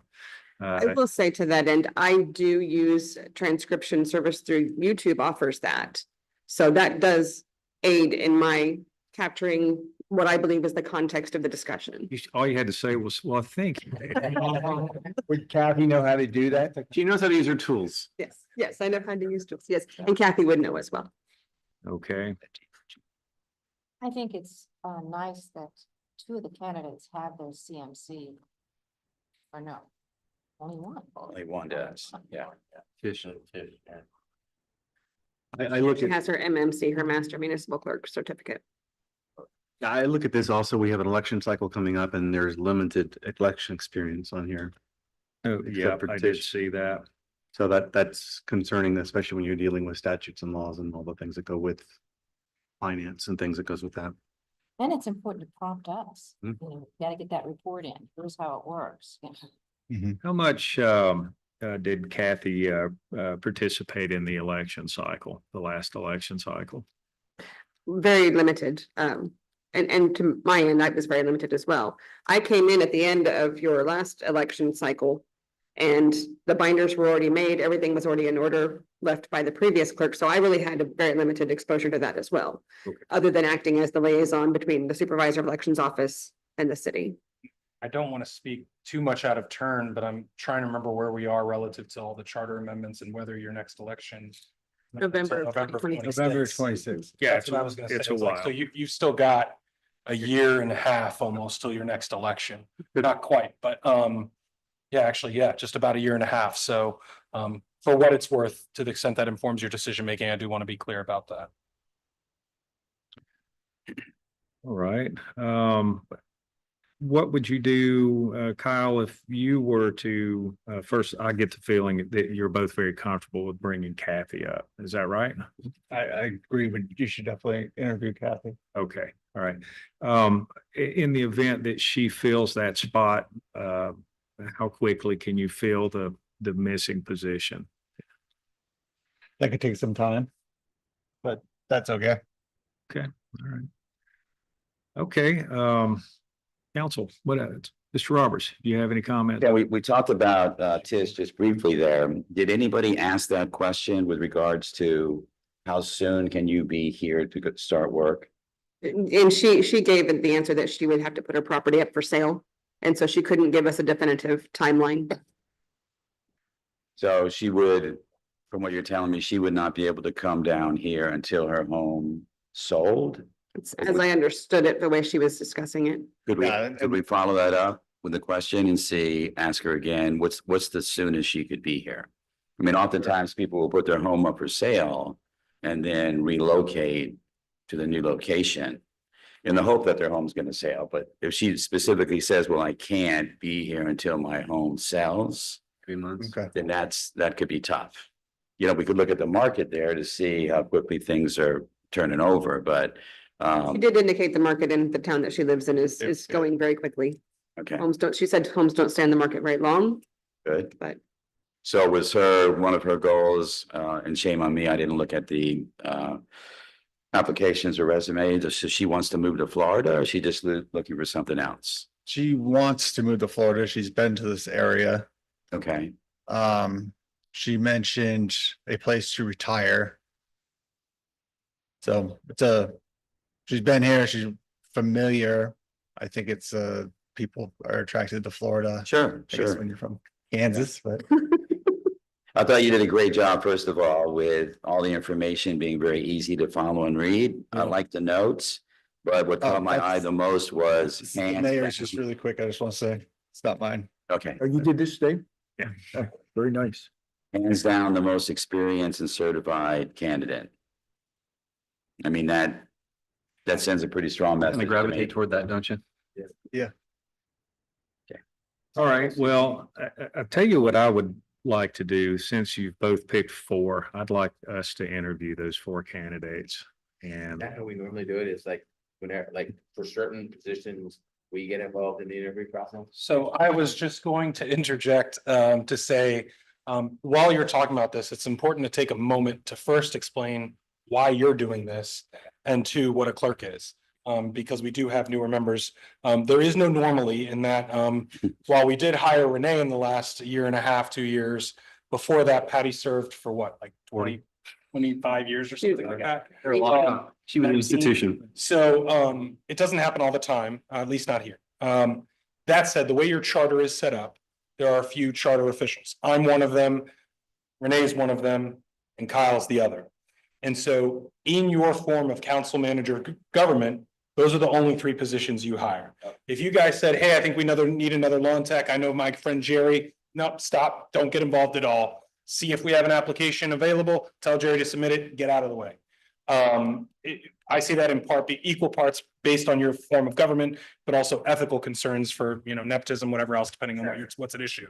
But generally speaking, those are the three positions. That's also why last month or last meeting, I was intent on saying, hey, I'm stepping aside. I want you guys to be comfortable with what we're proposing to move forward, because you're going to have, in addition, on Monday, you'll have our contract for your approval, because that's a charter position. So these three seats, jokingly within our practice, I just need 3 friends, or in your case, at the time being 4 friends at any meeting. We work at your pleasure meeting to meeting. We talk about contracts and things, but we work at your pleasure meeting to meeting. Now, understanding the city clerk's role, your interaction as members of the council with the clerk is principally, she gets you the agenda, she produces the minutes, helps you get documents if you need them and answer questions. And that's a lot of what you see. The role is much broader than that. All of you, or many of you, have been through the 4-hour exciting training on ethics, public records, and meetings. That whole part on public records is principally the clerk's responsibility. Not exclusively, because if you guys are writing stuff at home or on your own computers, you're responsible for that unless she has access to it. But principally, that's her role. She's the custodian of records, the records management liaison officer to the state. That's one role. You've aptly identified that in Florida, at the local level, your clerks usually occupy the role of supervisor of elections for your local elections. So we will look to and partner with Pinellas County Supervisor of Elections. But if there's a question on, did so-and-so qualify? Did they turn in their packet on time? They're going to look to whoever your clerk is to answer that question. They're not going to just handle it whole cloth. So those are just a few. And then, of course, in a city of your size, the clerk, like your manager, like your whole team, is doing other duties as assigned all day long, right? Which is the other part of it. So understanding that's the, what you're hiring for is a cross-disciplined employee that does a variety of professional functions. I don't have to tell you folks, because you're very good about understanding and appreciating your staff. So in other instances, I've had to explain they're not just somebody who answers the phones and shows up to a meeting once a month. There's a lot more to the job. They're not a receptionist. It's people hear clerk, they think receptionist. It's not clerical. There is clerical work, but it's not purely clerical. It's a professional role. And that's also why you're talking the salary ranges you talk, or that you see the salary ranges you see depending on the size of the municipality. Thank you. That really helped. Thank you. And if among your candidates, if any of them are not presently certified municipal clerks, that process unto itself on the short end is about 3 years. So if you're hiring and you tell somebody, oh, we want you to become a CMC, that's not something they're going to do in 12 months or 18 months, unless they've already begun that process. Renee, when she was hired, was already a CMC, but was looking to be a master municipal clerk. That requires years more of experience. And she was just across the finish line, just about to approach the finish line when you hired her. But those kinds of, none of you are talking that way, but if you're going to start saying, well, we want them to have this credential and that credential, know that those don't come easy and they're not frequent. And none of us here, I think, knows anybody who went to college or trade school to be a city clerk. It is a discipline, but it's one people find, not one they seek. And if you invite some of these to be interviewed, do they do a group interview? we would do it by Zoom. But it would be in a public meeting. Yes. If you interviewed them with any other member of the council, group meetings sometimes, and again, ultimately, you guys have the control of the process. In some instances, for positions like city attorney, I've gone to some cities where you all interview us and then you have one-on-ones. But ultimately, your interview with their interview with the council happens here. Their appointment happens at a public meeting. Gotcha. Because that's a vote of the body. Got it.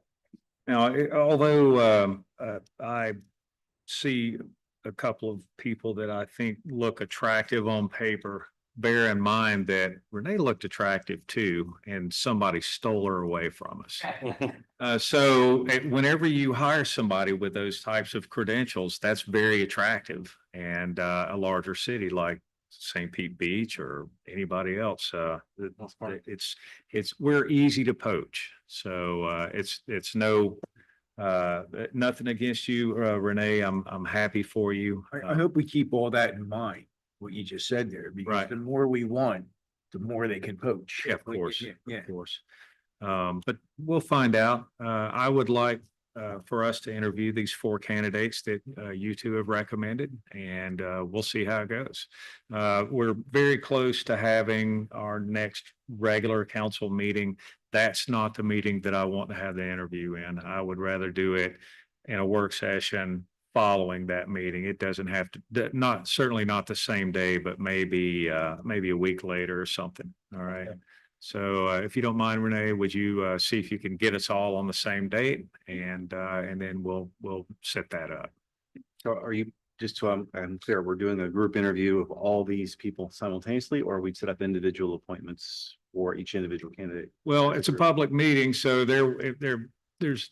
we're technically not allowed to prevent them from watching the meeting. No, I'm asking for my own clarification Yeah, for so scheduling. just Is it four more meetings- meetings or is it? We might usually tell them, hey, we're doing it, the council's interviewing candidates Tuesday night at 7. We might tell them like, hey, there's an order, or there isn't an order, so you could tell them like, you're gonna be the third one interviewed. Time slot. Well, here's your time slot where we anticipate starting, but be available in case we're running ahead or behind. Usually if people are present, whether physically or digitally, to be fair, it is a public meeting. They can sit right there. There's a lot of things about the hiring process in public meetings is very awkward. You start talking about, we went through a hiring process for the manager where one of the candidates was having to talk about personal bankruptcies in a public meeting, and, just it gets to that point, but it all does happen in a public meeting. I will say I'm very impressed with how quick the two of you have been able to get us some candidates to even look at. I appreciate your hard work on that. That was a point I just wanted to make as well, especially as I transition out. I've worked in cities where it took us 2 months to get 4 candidates. And I think it's a testament to the community you have, but really how resourceful. Renee sent that message on a Friday afternoon about her resignation and departure. And by Friday evening, Kyle and I already had like, hey, let's see if these 2 people are interested, willing, they're interested, you should talk to them next week, and just, get things out and getting the word out immediately, rather than just sitting in the like, well, this is unfortunate, this is not pleasant, I don't want to deal with this. He got right into solving problems as he always does. We said all that after we hung up the phone. Renee's been a huge help. All right. Any other questions or comments on this particular topic? Oh, all right. Now we're on to the 5th and final topic, which is general business. Do we have any general business? I have 2 things. All right. Okay. First one is, I don't know if former Chief Davidson had brought this up at one of our public meetings, but it was a discussion before he resigned that, that they were possibly considering using our 1001 Cedar, Public Works House facility as, a station temporarily. Because my understanding is they have funding from Pinellas County for the additional rescue staff and truck, but they don't actually have the shelter building for that staff to operate out of. So now that the funding is here for the personnel and the equipment, they can actually get a rescue unit going before they're done with their building. But that would involve using our houses, a temporary. Now, that's not a fire truck, right? Or is it? That would be a ambulance. Okay, that's what I thought. Yeah. EMS. EMS, but I think they could also keep a fire truck here if needed. But the idea would be to just use it as a quarter to sleep in. And then they would get their calls and park their vehicles in the lot, and it would give them faster response Sleep in time. the- Did you just say sleep in the truck? No, in the building. So they would park 1 or 2 vehicles in our city hall parking, Yes. and then they would just walk around the corner or run if it's an emergency. Yeah, we were just tossing around ideas, but the idea would be to come out of the side door of the garage with some sort of stairway built into that parking lot so that there's a way to get up to their vehicles. And Is there room there for them? they thought there was. This is still in discussion, but I wanted to bring it up. We have the new chief, so got him on board. Just had a local contractor give me an idea of all the elements currently, because we did experience storm damage. We did remove some of the drywall. I told you I was getting quotes to raise up some of the receptacle units. So there is work, flooring, some more clean out that needs to be done to get it to a livable, somewhat good condition to be able to walk in there. You need AC. So anyways, I just wanted to bring it up. I'm looking at the pricing that it would take to get there. And I would like to discuss further with the chief of cost share. What elements do we have to get it to? And then what additional elements do they need to put in and how we can what those costs would look like. Chief Davidson had that conversation with me, but whenever I saw that he was ending his career and moving on, that I was gonna have that conversation with the new chief, and I'm glad he brought it to you. I really don't know how people would feel about having sirens going off, leaving the city hall. On the other hand, whenever the new fire hall is built, it's only going to be a couple of streets over from First anyway. So that's something we'll have to get used to. But on the other hand, our services will be faster than they've ever been. I'm okay with it, but I don't know how everyone else. How long would it be? About a year, isn't it? Could be a couple of years. Couple of years. Yeah, it'd That's be a brilliant. But good time. I'm sorry, just, could you start at the beginning again? It's in the little house next Mhm. door. And it's for So they, during emergencies they or better- full time? so they got approved to have another rescue unit to operate with their fire department. But they We've just been don't have asking the- for the years. location yet. Pardon? We've been asking for years. So since they don't have the location yet with the new building, they could set up a temporary location here and run it sooner for like a year and a half, 2 years Great before station. they're, so that we have service. That's a great idea. I think the only question I had is that if they're also here for an emergency, like right now, it's a single-story building that conceivably would be flooded in the event of an emergency like that. So is that, if you're rebuilding, is that something to think about? I mean, do you have one elevated room that somebody can sleep in, or? We're gonna, like I said, raise the electrical. I want to talk about possibly changing out the windows, but they would be impact windows up the code, would give more resilience to the building, but it's not necessarily something we need to do. But it would be beneficial to them because it would definitely help with the sound if they're sleeping. Technically, you could put a mobile home right in front of that place and they'd have a place to live. So what do we want on that street? If everybody's all for bringing them in, I say let's just let the city manager manage it and I'm aligned. I'm just kind of curious, what do we do with the building now? storage. It's just storing stuff, It's storage, but it's not so much of anything right now since the storm. so we don't need to go find another storage location. No, we've So moved, storing it there. we've lost some, we've moved it out, relocated it into this building, some stuff, so. And what would the fire team that would go there, what would they do if we didn't give them that? That team doesn't exist. yet. They just wouldn't have a place to operate until they get their building. There was another option we discussed,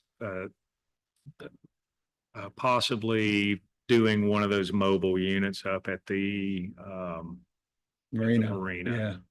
That was the other option. Okay. But there's a Yeah, building yeah, I right get it. there. I was just saying, but the team exists And and they don't have a place right now, or they don't exist? They haven't been They hired, haven't been created, they've been created, so they got Yeah. a place They to don't- go for them to be created. There's a little bit of a timeline also, because let them if start. it's in, Right, they either okay. have to pull somebody out Years. from somewhere else, or they have to train somebody. Got it, got it. And so probably we would get an experienced person and then the trainee would go to work with another crew. Okay. But the advantage of having it here is you're right here, north or Yeah, south. no, I get the advantage. That seems like a no-brainer, just want to I just, trade off. I have a gut feeling that not everybody's going to be happy about it. Yeah, I mean, obviously, the people who live right there at 2 a.m. when the siren goes off, they're not gonna be But happy. they're leaving from they're leaving from the council parking lot or from the city parking lot, not the residence parking lot. Right. They're not on Cedar, so Right, it's pretty close. Well, you got Let's say. to come in over the bridge anyway, so. If it's 2 in the morning, hopefully I'll have to turn the siren on right away. I don't know. Get out Yeah. with the lights. They just have to come. Just have to remind them, hey, we have a noise ordinance. Okay, I'm for it. Let's see where this goes. Yeah, that was just wanted to bring it up. And then the other, it just came up on Friday, but Mayor Bloom, since we were getting some pricing for 12th Street to remove 2 stumps, he saw the contractor out there and asked if we consider removing 3 palm trees that are on his north side of the property at 12th Street access. And the reason would be because these are trees that drop fronds and they drop them onto his property. He just threw it out there, so I just told him I would ask at the meeting. I did bring up our interlocal discussion, but I didn't get anything. The trees are on his property or the trees are They're on the 12th Street Park access. They're very tall Washingtonian palms. You know, he's always wanted them trimmed because they drop the fronds into his pool and his property. But he just happened to see the guy out there and he shot me that text about removing the trees. I said I wouldn't remove them. So they're on the little strip next to his property? Yeah, actually I can Barriers. actually pull the picture up here. Cut down all the trees. Nobody had. There's not many left. I will say that. Let's see, share screen.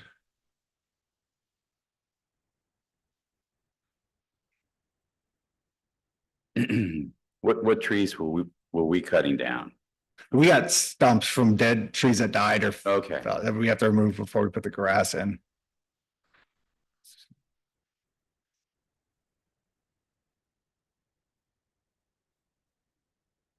Google Earth is his best friend. Yeah. I'm on here.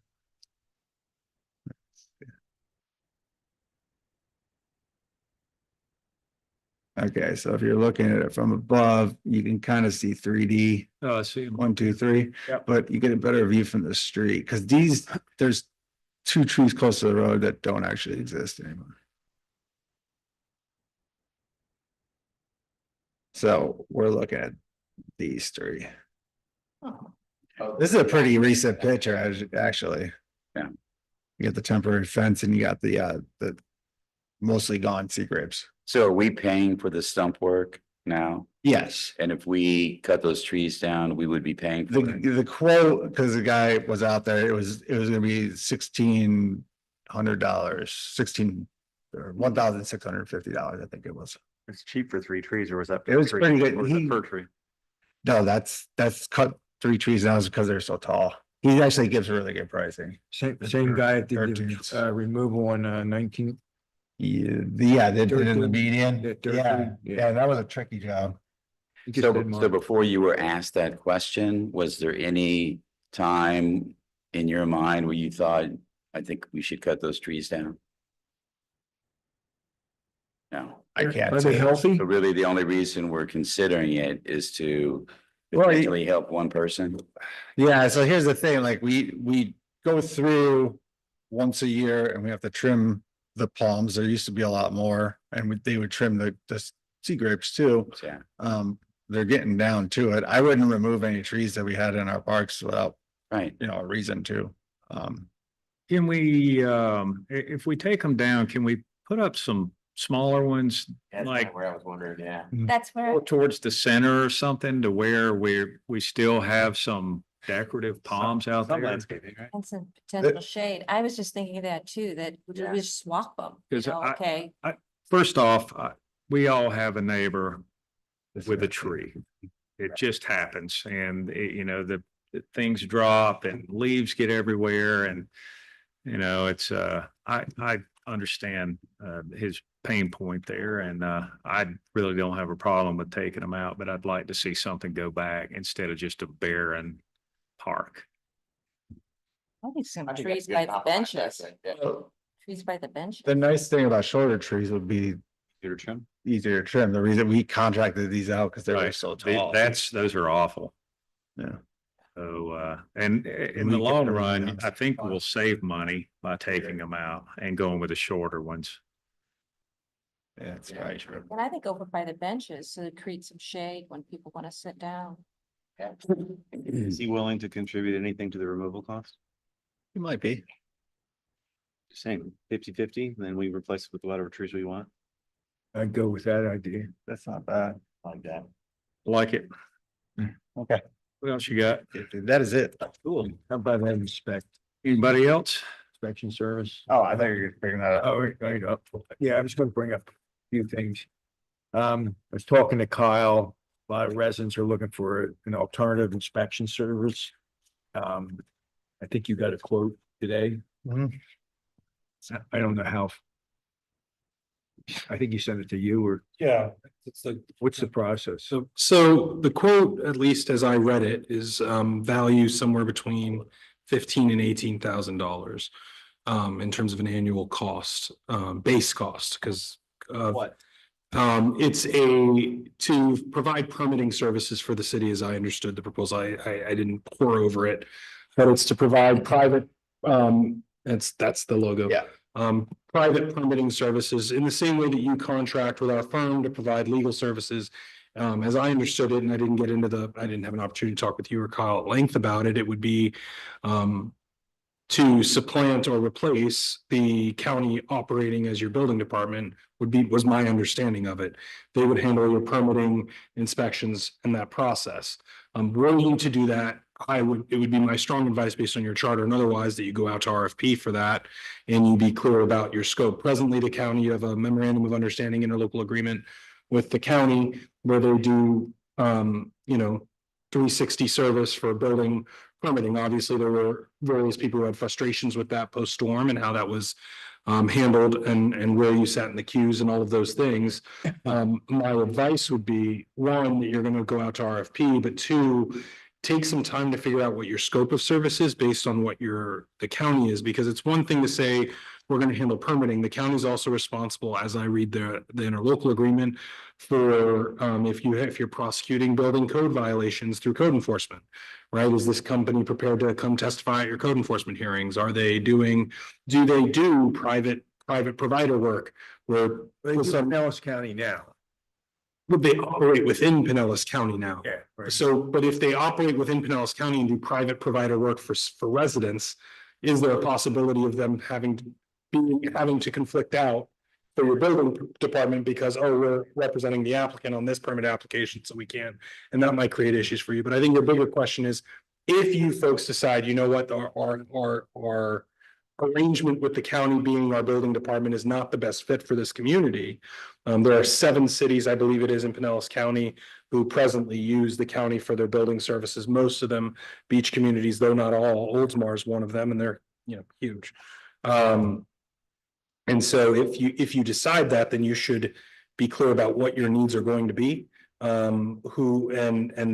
sure that you're getting that full suite of service back, understanding what that scope Now, I is. thought this could be an alternative that we wouldn't give them all the work. It would be up to the residents. No, they won't operate that way. I don't know that the county agreement I don't know that the county would be comfortable being your Upset. we're just alternative, or even your primary with the secondary alternative, because then you get into issues on which buildings were permitted by whom and who's got then you've got the public record side of it, right? In terms of the records registry and maintenance and all of that. And then it creates issues for Kyle. We need a look at the permit file for 123 Gulf Boulevard, but 456 is with this other company. And so usually I'm not aware of any city that's operating multiple vectors for permitting. When we did a Zoom interview, that's how I was presenting it. That might be how they're pitching it. I just don't know if I'm not aware of a municipality in Pinellas County that's presently operating with a suite of companies or entities operating. Now, I am aware of someone say, hey, we have our own building department and we relied on this other person to backstop us, sort of temps, if you will. But I'm not aware of a city that says like, hey, man, just take your pick. You can come to us, you can go to him, you can go to him. And we have a wheelhouse, the way you guys have sometimes used engineers, for example, right? I first learned of this, this afternoon, and when I saw that quote come in, my advice would be, if you're talking about a purchasing then you're based on at least the cost, you're above Kyle's discretion in the charter. So you're going to have more than one quote. And based on the complexity of the service you're contracting for, I would suggest you not get quotes, but just get an RFP and go to market and say, hey, we are, if it's the will of the council, we are considering privatizing our building department. If that's what you're doing, that's how I understood it. So I don't mean to mischaracterize it, but if you're looking to privatize your building department, that's what we want to do. Come tell us if you can do this, because there are companies out there that do that. Oh, yeah, and but my intention for a lot of the residents, we're looking for an alternative. Yeah, one of the things that I would like to caution everybody about, and I'm right there with you. I was not happy with what we got from the county after the hurricane. I hate that it's taken so long for everyone to get their permits. I hate that just the entire process was terrible. However, what I will say is we are hands down in way better shape than everybody else that went through what we did. And I'm not disputing any of that. I'm saying that, some of these people are getting great inspectors and some of them are getting wall busters. So I mean, and you got people that are, the inspector gets out of his truck and says, I came all the way up here from St. Pete today. I wanted an early plate. Doesn't even get in the house and he fails you. I play with golf with a guy and everyone on this table, okay, is responsible according to him. He's an inspector for the county for his wind insurance rates. Okay, and he says, people like you, pointing to me, ought to be paying $50,000 a year for flood because now I have to pay all this money for my wind insurance because it's tied into two now. Right. And I made some comments to him, but could you imagine him coming out to inspect anything for your property on this island? I mean, with that attitude. So the one other thing, and again, my hesitance in what I'm saying comes from understanding what you're talking about too, because there's also the alternative of private providers, which has been a more recent development in permit applications where you have, I have my own guy, I'm paying a private firm that will be private providers and go out and apply and also and say like, look, I looked at it, I'm a professional, I've minted it, and there's a recent statutory change that enables you to use a private provider, and unless the city or county has some reason to question it, it basically gets like pocket approved that way. It moves a little faster. The one challenge you have with private providers is the city or county still has an opportunity to do its own permitting review if you're in a floodplain, which everything here is in a floodplain. When you're on the mainland, that's less of an issue. And so there's been some misunderstandings in some communities based on that, but private providers might be, I think, as I hear you describe it, I think that might be more what you're describing, You could that send us some outsourcing the information building on it. department. Sure, Yeah, and we can get I you information on what that is. So that's totally passed now, right? Yeah, well, and that's been operational for years now, but there's another proposal to expand that and the timelines, but yes, there's a. Yeah. The certifications for the inspection. Yeah, if you can, because I got a lot of people that.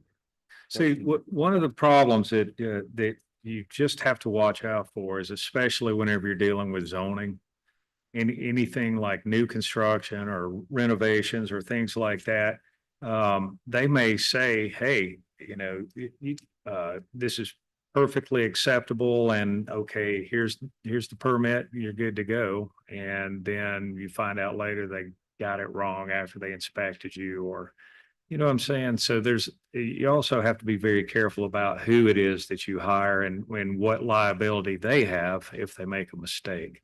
I don't think that the county has a lot of liability. I think that's one of the items that I've always questioned about is how much responsibility is on them if they don't get it right. Yeah, I'm just saying, like during the Zoom meeting, it was like expressed, like we don't have any skin in the game here. So, we don't care where you live. Yeah. You'll be getting an inspector from Pennsylvania, you know what I'm saying? It's all Zoom. Yeah. And the county is going to Zoom on a lot of different things, AC units, heaters, water heaters and all But like it that. sounds like you're describing as private providers. Yeah. And they, and their ability to do those sorts of things through apps like, hey, I redid a roof. I zoomed in with a commission, and a county official, showed them, I said it was good and it was approved. that sort of Okay. dynamic. I think that's what you're describing, but I'll get you that information. Appreciate it. Yeah. Okay. Just one more thing. Yep. This the Seventh Street valve. I wanted to hit them when they were here, but is there any movement on that or? They have the video, they're gonna. Because we gotta do something with it, they're gonna size out and see how much head pressure and if there's a better scenario for it to evacuate water. Do they, When the tide's higher. do they have a Okay. time? Gemini engineer, Gemini's gonna be the one that's gonna fix it? yes, Okay. Yeah, so they- hiring them to. no, they're not gonna actually fix it, they're Yeah. gonna give us the solution. They don't So- actually do the Yeah. work. So they got video and they know what the situation is. And they're gonna tell me if there's a better way. We can do it, because if we gotta change something now, maybe get a better setup. How long is that? Do you know? I'll keep telling them. All right, We need it. We may have to order a different valve. okay. I'm just saying, storm season's coming. Right. Yeah. We, I went and inspected all the secure in place pipes that they did for the repairs. We got some adjustments we gotta make on those. So we're working through that. Any other general business that needs to be discussed? Are you having some general comments? Sure. Okay, just general. One is, are we having a working session in May? That's a question. You're right, you're right. The comment is that I am going to be taking my first full vacation away in May, and so I would not be here for that if we're having one for May 19th, so I apologize for that. I'm gonna try to do one the week after our first meeting, so you'll still be here. And I will be gone from May 7th to the 22nd. Okay, maybe not. Yeah, so that'd be good. The other thing is, as I reflect back on today's conversation, I do want to emphasize that I, as you know, am a huge proponent of us finding a solution for 9th Street. And so my intent is not in any way to create any kind of delay, but instead to accelerate it, because I just think we've been rehashing a lot of stuff and trying to work our way through getting more clarity. And I think the work's been done, the analysis has been done, the data is there. Let's just pull it together into a cogent place and move on. So Just so you know where I'm at. If it's put in front of me tomorrow, I'm voting for it. Right. Right. Review that work session, MWI pumps. I think they would answer a lot of your questions. again, it's not gonna pull together for it. And I think that's. But they had scenarios that you asked. You know, that's what I'm Yeah. saying. I think it should be easy to pull Yeah. together, but Mhm. I really. But that's what I'm saying. They've done towns that had problems like this. I and they- know, Yeah, that's what I'm yeah, saying. I yeah. think it's all yeah. there. I just think we need good record. You need keeping for a packaging. Project of this size, we need some good record keeping so that we can go to our constituents, and when they ask, why isn't this not doing everything? Well, we analyze that. Here's how. Read page 7. You know, I think that's important as part of our function as council members. Fair enough, fair enough. Exactly, so they don't have that perk report yet, I thought last time, so if we say, yeah, go. Can it go anywhere without that perk? Parts will be ordered and permits will be applied for, and you know, that's where we would be at. We're still waiting on that one. I don't understand. We drilled a hole here and we think we're good, but until we drill the right hole, and you know, for the final sample, I didn't quite get that part, but I think they made a mistake in the wrong area and they needed to double check the exact Why was area, it but in they the feel wrong area? confident Yeah. and that. Well, results that they got. we did This is change what it. happened. We had, He asked for. no, we had a sweet spot we wanted it to be at, and then it was changed later because we couldn't get the property owner to agree with it. Oh, okay, but that was a long time. Yeah, but I don't know where they drilled it. I don't know where they drilled it at. There may have been standing water and they just went next to it. I don't know. Judging by what I saw the day they were out there, they were closer towards the swale, like in this area where we originally were thinking. And they needed to come back in this area. But that area was selected for, that did not over a month or two. That was in the last meeting. That's been like that position for like over a month or two. Sure. I don't know why they went. and drilled They were going to away. perk test from that location when we were at the last meeting. Yeah. Yeah. Well, they're contracting with someone else to do that job. And obviously they didn't get it right or they didn't give the correct So instructions. I have one other question, and that is, from a costing perspective, you made the comment about a larger, or Frank made the comment about a larger pipe or a larger pump. Should we have them do cost alternatives if we wanted upsize? Or here's, That's what I was thinking. so here's the $600,000 project and here's the $700,000 project, but here's what you get difference between the two, so we could. 10-inch pipe versus an 8-inch pipe, a Like he was 1600 talking pipe about the- pump versus a 2400 Yeah. pump. Yeah, like that, and we have like in a more technical term, have 80% of the street never go above the crown. 80% of the events. You need this. That would never go above the crown of the street based on the history. That's 500,000. If you want that 90% covered, that's 550,000. Mhm. Can you just give me like something like that so I could know, oh, 100,000 more buys me. I think no that's, I think events? that's a reasonable Or request. I know not zero events, but I mean, again, talking about events that go over the. Or come from Gulf Boulevard. I have a feeling if you raise the pipe size and you increase the size of the pump to the next, Right. to double the capacity, you're Quarter million. probably doubling the price. Probably. Yeah, that would be good to know. I guess that could be, I didn't know. But They Mr. want Reefler, the if you pump. would ask them if there's an Previous alternative to right. this, what's how do you Well, The supersize? it? next step up, like he was saying, with a 10-inch pipe and Okay, Supersize it. What's the difference in price and supersizing it? Still, get it later. That I could talk to it. About Mhm. Situate about. This is what it's your street. got you. All right, any other general business? If not, I will entertain a motion Motion. to adjourn. Second. Yeah. All in favor? Aye. Aye. All right, good night, everyone. Thank you. You sure you're not gonna miss this, Randy? I'm gonna miss you a lot. You especially.